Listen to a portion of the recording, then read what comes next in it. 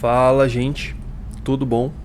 Sejam bem-vindos ao meu canal. Para quem não me conhece, eu sou o Thiago e hoje eu resolvi trazer um assunto diferente aqui no canal, do qual eu nunca falei antes. E pode até ser um pouco polêmico, porém eu acho que é muito válido tratar aqui, até para ficar um pouco mais perto, né? E poder conversar com o meu público, como eu comentei em alguns vídeos anteriores. Eu acho muito clichê eu parar e conversar com um pedaço de plástico que se chama câmera, então hoje eu quis trazer de uma maneira diferente essa abordagem, tá? Então vou deixar passando aí alguns vídeos aleatórios enquanto eu falo, tá? Esse tipo de conteúdo é um conteúdo bom para quem tá indo dormir ou para quem tá indo fazer alguma coisa de casa ou até mesmo fazendo nada, tá? Nos últimos tempos eu passei por uma transformação importante na minha vida, algo que não foi fácil de aceitar, mas que chegou ao ponto de eu não poder mais ignorar. Eu passei a perceber que as crenças das quais eu considerei fundamentais e verdadeiras já não faziam mais sentido para mim. E o que começou como uma busca genuína por respostas e tentativas de entender a espiritualidade se transformou aos poucos em uma série de questionamentos e incertezas. Esse processo me levou a uma conclusão que até algum tempo atrás eu nunca imaginaria. Eu não sou mais espírita. E a minha relação com o espiritismo foi intensa e profunda durante um certo tempo. Acreditei de forma convicta nas doutrinas que ele propagava, me sentindo parte de algo maior, como se tivesse encontrado um caminho definitivo para a compreensão da vida e da morte. O espiritismo para mim foi um farol, por exemplo, de conhecimento que abriu portas e me possibilitou uma nova visão sobre a existência. No entanto, à medida que eu fui me aprofundando, algo começou a me incomodar. Essa sensação foi se tornando mais evidente e até que não pude mais ignorar. Por exemplo, falhas nas ideias que eu defendia com tanto vigor. Não se tratava de uma única dúvida ou de uma falha pontual, por exemplo. Era uma série de pequenas inconsistências, histórias mal explicadas ou respostas simplistas para questões profundas que não se encaixavam mais. O espiritismo, que antes parecia ter uma lógica perfeita, começou a parecer uma estrutura rígida demais, cheia de lacunas e contradições que eu tentava justificar, mas que com o tempo ficaram insustentáveis. Por exemplo, até a questão de viagem fora do corpo, energias e centros energéticos, conhecido como chakras, por exemplo, né? A doutrina que eu acreditava ser sólida começou a se desmoronar diante de um olhar mais cético e questionador que eu tive. E o que mais me incomodava era o silêncio imposto sobre a crítica. Durante alguns anos eu fui ensinado ou fui condicionado a não questionar. Mas eu sou um questionador nato. Pra quem me conhece sabe que eu sou um puta questionador. E no espiritismo, criticar, da maioria das vezes, é visto como algo negativo, algo que degrine a espiritualidade. Mas eu percebi que quando eu adotei essa postura passiva, acreditava que eu estava abafando o que eu realmente pensava. Não podemos falar abertamente sobre as nossas dúvidas, não podemos desconstruir as ideias das quais nos foram passadas. E isso para mim foi uma das maiores limitações.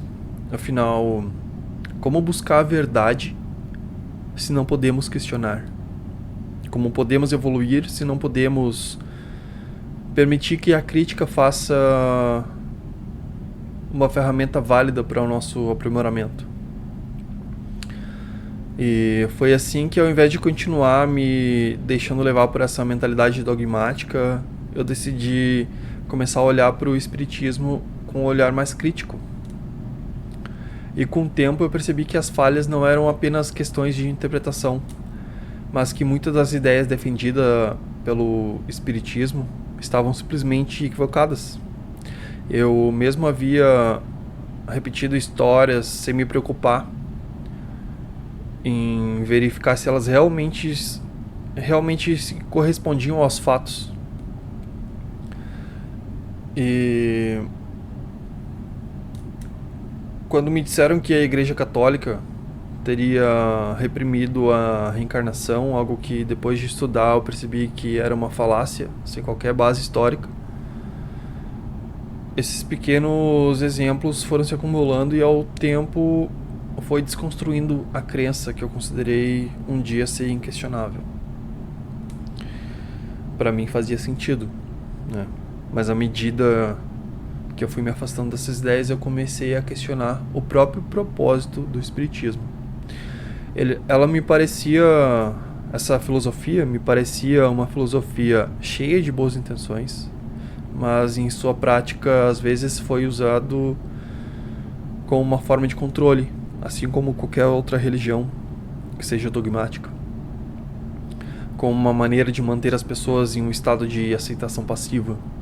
Tudo que parecia ser uma explicação pronta, uma justificativa conveniente para cada situação, e a ideia de evolução era tratada de maneira simplista, sem espaço para a complexidade da experiência humana, por exemplo. Quando me dei conta disso, eu percebi que a verdade ficou clara. O espiritismo, como muitas outras doutrinas, podemos dizer assim, não detinha as respostas para todas as minhas perguntas, mas ela parecia ser de uma forma de doutrinação de que um caminho verdadeiro de autodescoberta, né? A questão das contradições dentro da própria doutrina foi um fator decisivo. Eu percebi que muitos textos que eu li, principalmente de figuras como Emmanuel e outros médios, Ramatiz e tal, não se batiam. Cada autor apresentava um Jesus diferente, com características distintas. E o que me fez perceber que a interpretação sobre os temas espirituais não eram apenas divergente, mas muitas vezes contraditória. Isso me levou a refletir sobre a confiabilidade dessas fontes e questionar sua autoria, até mesmo a autoridade. Afinal, como uma doutrina que se diz universal poderia ter tantas interpretações conflitantes sobre algo tão fundamental como a figura de Jesus? Até mesmo a gente pode ver hoje na internet sobre a história, estudos de Jesus histórico, né? Alguns pesquisadores dizem até mesmo que ele não ressuscitou, mas isso não é o ponto do vídeo, tá? É só um ponto que eu quero colocar aqui sobre estudos diferentes.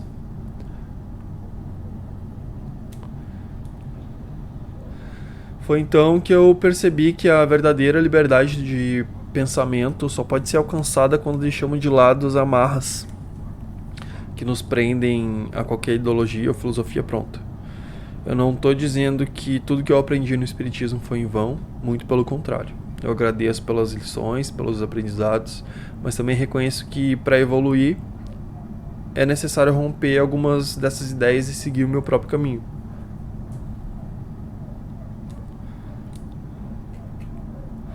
Sem receio de questionar ou criticar, que é o mínimo. Só assim eu poderia realmente me tornar livre para buscar a verdade sem limitações impostas por qualquer sistema de crença. A decisão de eu trazer isso aqui no canal foi uma consequência natural dessa minha mudança interna. Eu quero compartilhar essa nova fase de pensamentos que, assim como eu, outras pessoas buscam respostas mais profundas, sem medo de confrontar ideias tradicionais. E esse espaço vai ser um lugar onde não só apenas o espiritismo vai ser tratado. Não quero falar de religiões em si, mas sim de filosofias, né? Algumas técnicas e outras teorias, eu acho que podemos falar assim, que podem ser analisadas sem dogma, com a liberdade de pensar, criticar e evoluir. Hoje eu posso dizer que eu me libertei do espiritismo, mas mais do que isso, eu me libertei da necessidade de ter as respostas. Porque a verdadeira liberdade está em poder viver com as perguntas e com as incertezas, eu acho.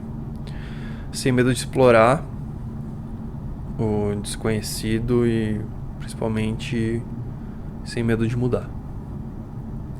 Obrigado quem assistiu até aqui. Eu vou elaborar mais assuntos pra gente conversar por aqui e deixa nos comentários algumas dúvidas. Talvez eu possa responder em algum outro vídeo. Feito, gente. Valeu.